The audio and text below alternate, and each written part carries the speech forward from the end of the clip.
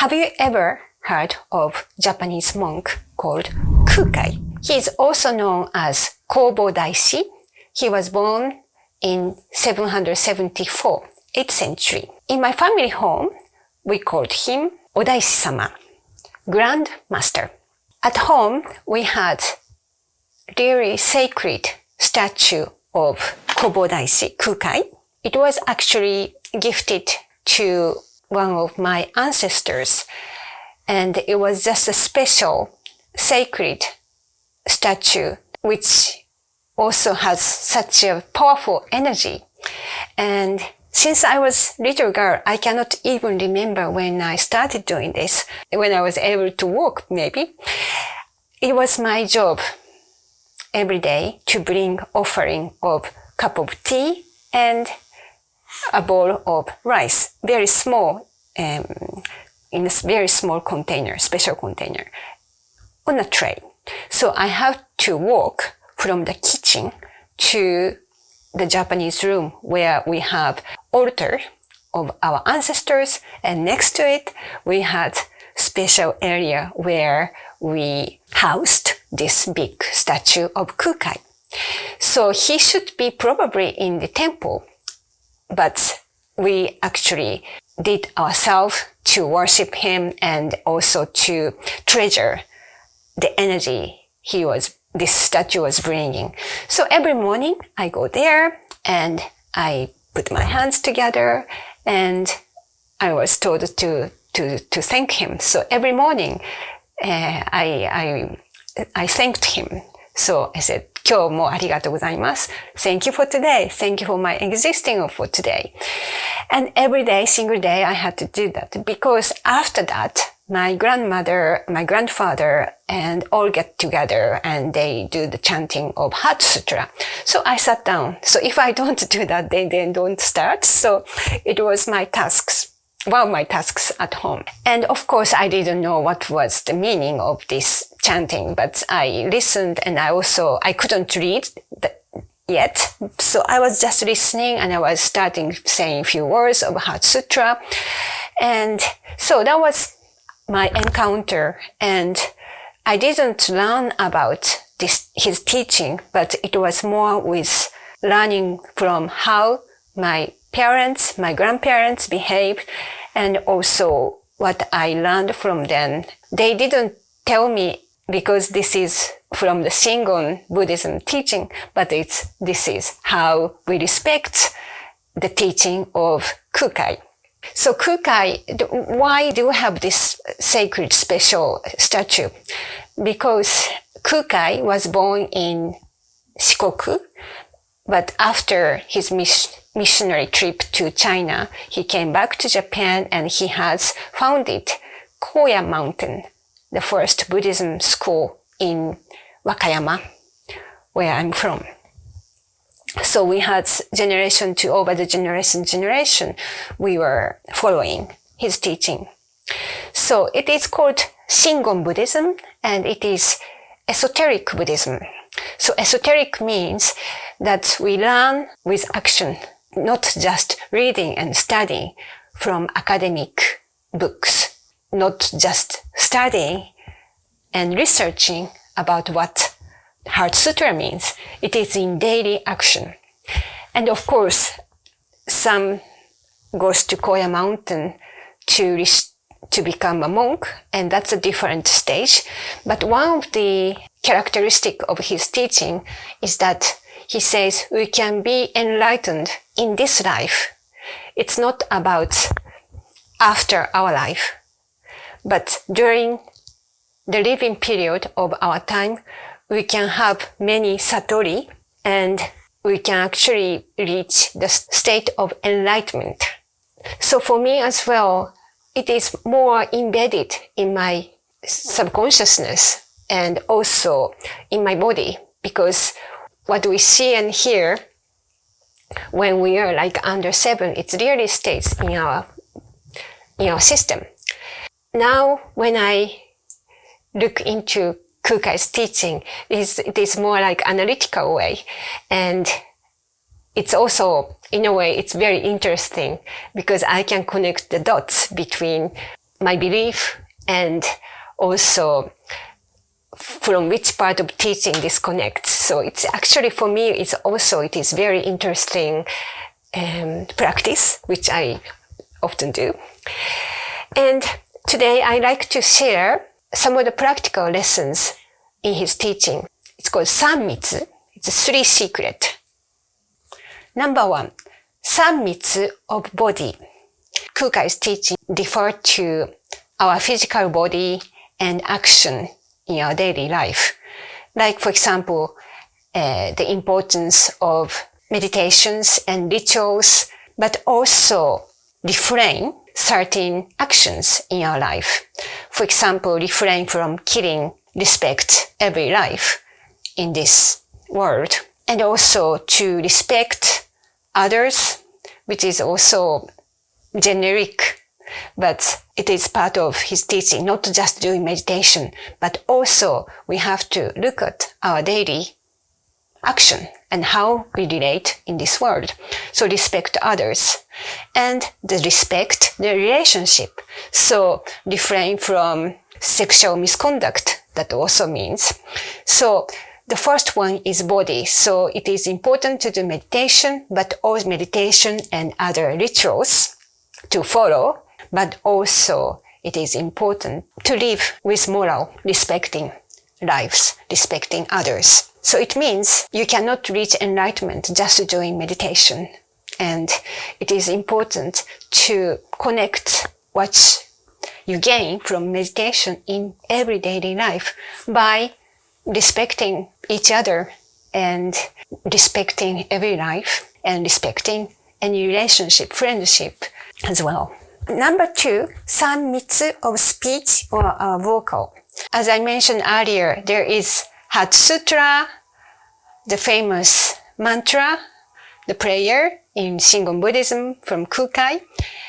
And to recite that, for example, I also do when I'm at home, and also every day now, I listen to it every morning, and also I make shakyo, I write the mantra, all the characters. The words, of course, when we do mantra, it's also convey, the voice convey the vibration, and that vibration is energy. But also when we do chanting, we can actually connect to our higher consciousness. And one of Kukai's teaching is to connect to this higher consciousness. He says, Ku. His name is also Kukai, means sky and sea. But sky, but also this means empty space. But it's not empty. I talked in other video as well. It is the space of higher consciousness where divine energy exists. So by chanting, we can actually reach this state of consciousness, divine energy, and where we can also expand our energy and bring us, it says empty, but it's not really empty. It's just our expansion to the higher energy. Not only chanting, like meditation in the first one that I mentioned, but also it is important to refrain from using harmful words, because it's the harmful words that hurt others also brings us down, bring the energy down. But instead to use the words that convey compassion and gentle word with kindness. And also to tell the truth. To tell the truth is very important in his teaching as well. So to speak with honesty, but without harmful words. So it's again like the first one and the second one as well. We can do chanting and we do mantra every single day, twice a day, morning and evening. But if you are using these harmful words that hurt others, which does not bring you to this higher state of consciousness. And in general, his teaching is to share the happiness and the peace, not only for ourselves, but for others. So compassion is most important. So that's what I learned by seeing my family and they didn't teach me in that way, but they acted with that. So I followed. When we were small children, we follow what our parents, our grandparents, our family are doing.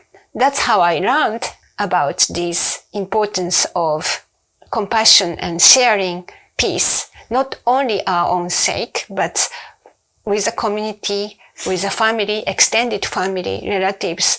Especially my grandfather was leading to do many volunteer work, but also it was from his heart to connect with people with compassion. And that was in a daily case in my family.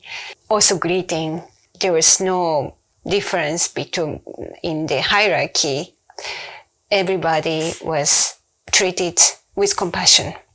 Number 3, Sanmitsu of mind and heart. So as you can imagine, it comes with body and mind together, heart, and also vocal. So the training for our mind. So during the meditation, during the chanting, we use our mind to stop our mental talk and unnecessary mental chat and try to cultivate the peace within our mind and during the chanting and mantra and during the meditation. So this is important training. It's quite obvious, right? But also, again, in our daily life, when it comes to importance is that we also train our mind for the training of Shingon Buddhism for the mind. And of course, it is important to learn the meaning, then study the meaning of Heart Sutra and about there is a mandala, that's the symbol of his teachings in pictures as well. But again, in the daily life, that is also very important how we act and how we use our mind. So during the meditation, we can cultivate the peace in our mind and train our mind to use unnecessary chat in our mind. This is not easy, but it is a daily practice. And also to use like the moral to act in daily life with our mind, to be patient. Also for our daily life, we can use in good way our mind to regulate our desires. So also in Buddhism, we have 108 desires. And in Kukai's teaching, we don't deny that we have desires. It is normal to have certain desire. But this is our mind that can control our desire. So otherwise we become like an animal to do whatever we want, and whatever we want, we can satisfy our appetite, and also be patient and not to get angry. So really it is to regulate our mind and our heart. But in order to do that, we need to have this training to keep our heart in peace. So in order to do that, this meditation and chanting becomes so important. So it becomes more interconnected. I think this third one is the most important practice. And because it is so easy to go into this cycle of negativity, or like some people go into the depressions or some dark period of our life. And our mind is most difficult things to control and to regulate. And this is one of the practice. I learned in Japan when I was a child, not just as from his teaching, but in a daily life, there was some wisdom that I can now when I think about it, it was some of the wisdom, for example, especially for the mind. So we can connect with the mind, body, and the speech, but especially mind and body, mind and action.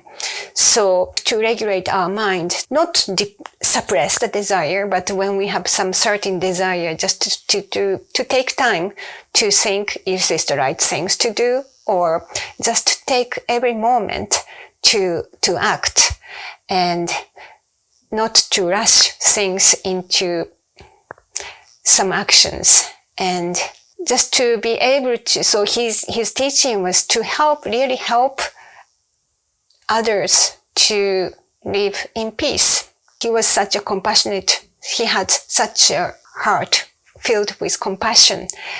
So this body, speech, vocal, and mind, these three aspects of training, when we combine in our daily life, it is not difficult to remember, I think. So I hope that it can be useful for you as well. And it is just a wisdom, and it's not about some religious training. So it's a wisdom from Kukai that can be used for our daily life. Oh, thank you for watching. If you'd like to know more about this subject, it will be in newsletters sometime later, so please subscribe to our newsletters. Thank you very much.